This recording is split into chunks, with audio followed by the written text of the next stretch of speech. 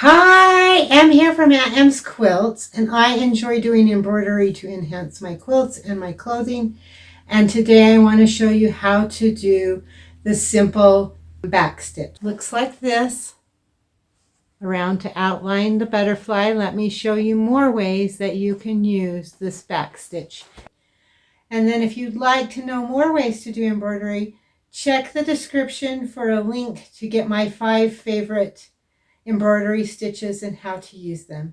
Thanks for watching my video. Remember to like and subscribe. All right, let's get started. One way you can use the backstitch is to outline something like I did the butterfly and the antennas. I also used the backstitch to create the bumblebee's wings.